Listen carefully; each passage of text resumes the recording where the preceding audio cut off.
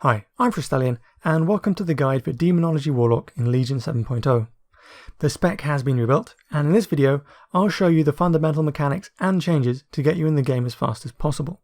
So let's get started. In Legion, the focus has shifted away from transforming yourself, and instead it's about summoning waves of demons. Resources have been normalized across the specs, and are all using soul shards and mana. Shards are simply combo points that stack to 5, and the global cooldown has been set to 1.5 seconds reduced by haste. For core abilities, Shadowbolt generates 1 shard and is the main shard spender. Doom is a debuff on the target that deals damage as it expires, also generating a soul shard. As for spenders, Hand of Gul'dan consumes up to 4 shards. It drops a meteor onto the target, spawning wild imps. 1 shard is worth 1 imp and a fixed amount of meteor damage. This is simply multiplied by the quantity of shards used. Called Dreadstalkers costs 2 shards and summons 2 dogs at the target. They deal more damage than imps and therefore should be used off cooldown. Demonic Empowerment is a buff on pets that significantly increases the haste and health of all active demons, thus increasing the quantity of casts they do while summoned. Your Mastery stat also increases the damage of empowered demons. And all of these spells cost mana, which life tap returns at the cost of health. Warlocks are a pet class, and the different types of demon have been divided up between the specs.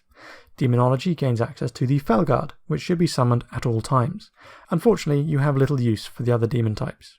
The Felguard's command demon ability triggers Felstorm, an AoE. He also comes with Threatening Presence, to keep aggro whilst soloing, but in a group this does nothing but aggravate your tank, so right-click it on the action bar or spellbook to turn it off.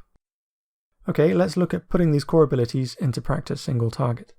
The goal is to generate and spend shards efficiently and empower everything you summon. So, maintain Doom on the target and build shards with Shadowbolt. Spending those shards, you cast Called Dreadstalkers off cooldown and immediately empower the dogs.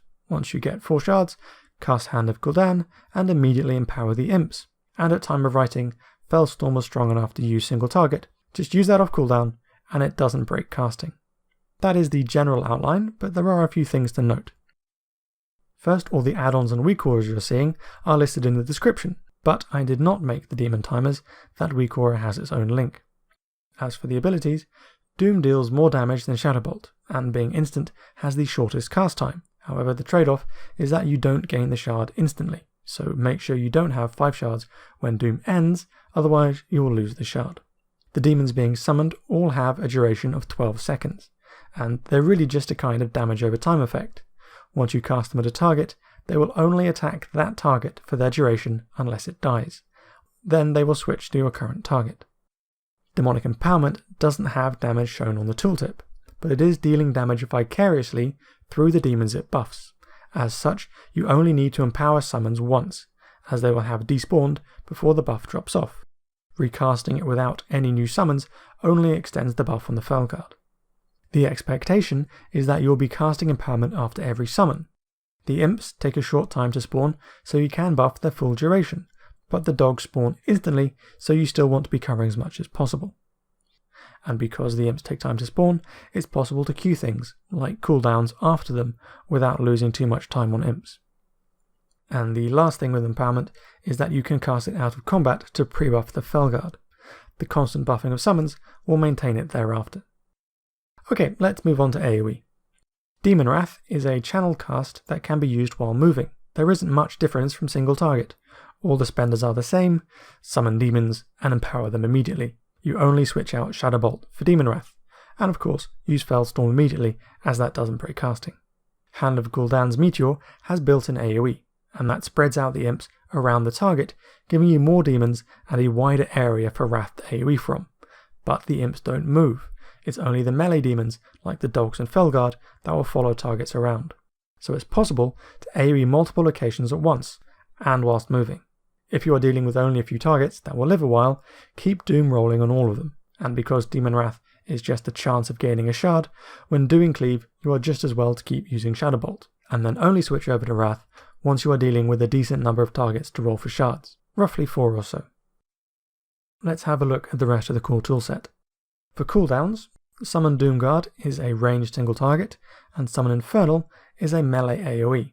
They both cost a shard to summon and last 25 seconds with a shared 3-minute cooldown. You have to choose which you will use, but it will usually be the Doomguard. As they are demons, both can be empowered, so as with all summons, do that immediately. Thalkiel's consumption is the ability from the artifact weapon.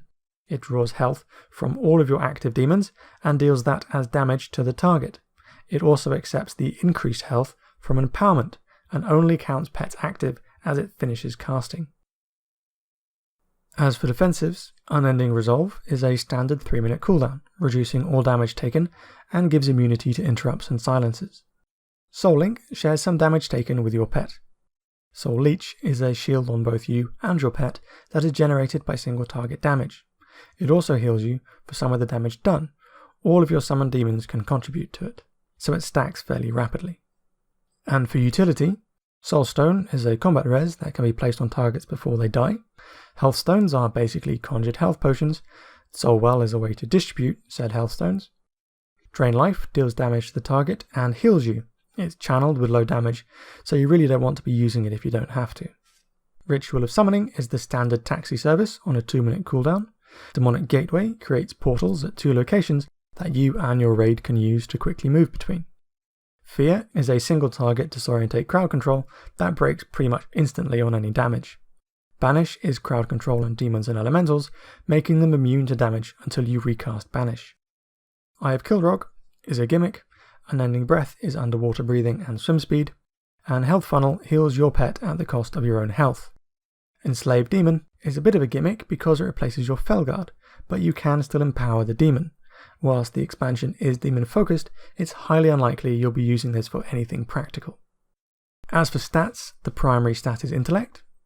The goal then is to summon as many demons as possible, so haste is your main focus as that reduces the global cooldown and cast times of both you and your demon.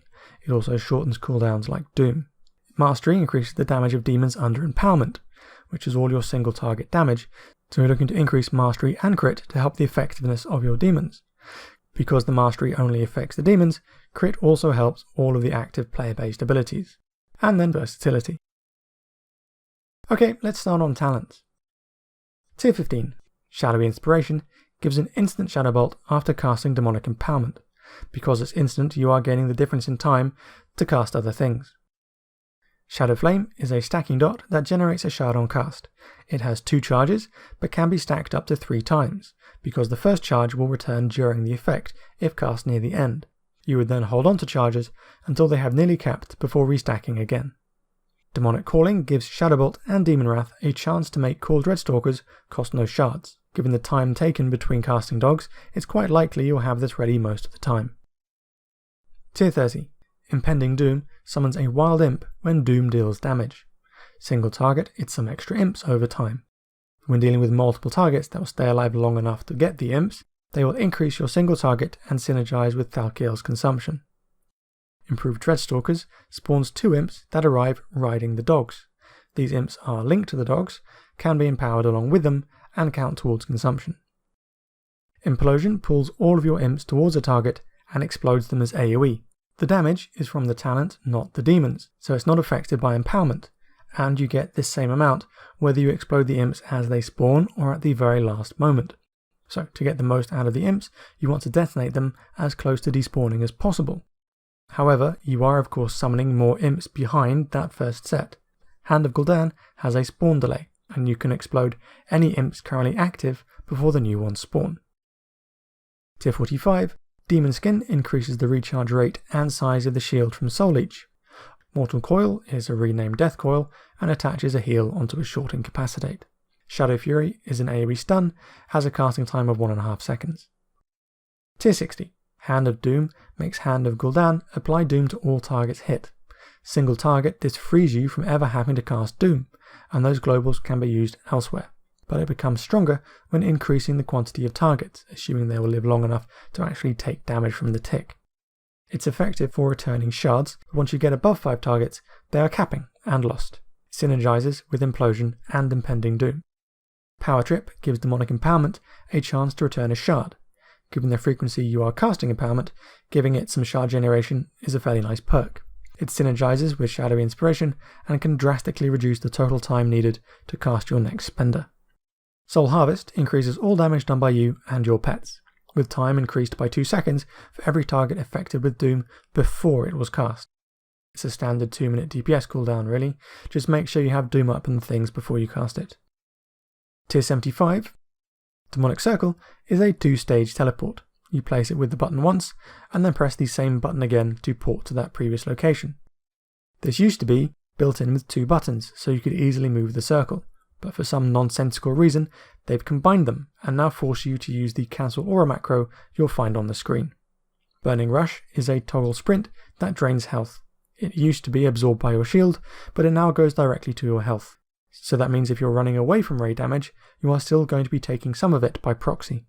Dark Pact is a bigger shield, allowing you to take a fairly large hit, as it's combined with Soul Leech and uses your pet's current health after empowerment. It's the safest choice, but leaves you very immobile. Tier 90, Grimoire of Supremacy, gives your Doomguard and Infernal as permanent pets. The Doomguard comes with a channeled snare that stops it from doing anything else, so make sure that's turned off. It's also a ranged pet, meaning you have to rely on dogs and imps for spreading your Wrath AoE, but it also means you can place the Doomguard at another location and AoE around that without losing damage on the main target. But if you're trying to do any form of sustained AoE, the Infernal takes over, as it comes with constant AoE baked in. It comes with an AoE stun as its command demon ability, and 2 threat abilities that need to be turned off when in a group. Empowering them increases their cast speeds and the AoE effect of Infernal, but taking this talent gives up your 3-minute cooldown, which really hurts. Grimoire of Service summons an additional pet for 25 seconds that deals increased damage. It has a 90-second cooldown, and as we are Demonology, you'll be calling another Felguard, which will stun the target and Fellstorm shortly after arriving. It also benefits from empowerment and count towards consumption, so it's a very effective tool when combined with other cooldowns, synergizing with Soul Harvest. Grimoire of Synergy gives you or your Felguard a buff that increases damage dealt. This doesn't loop back to other summons, it's just between the player and the pet. It's also random, so you can't intentionally line it up with anything, but all of the components for active AoE are buffed by this. Tier 100, Summon Darkglare is a ranged AoE demon.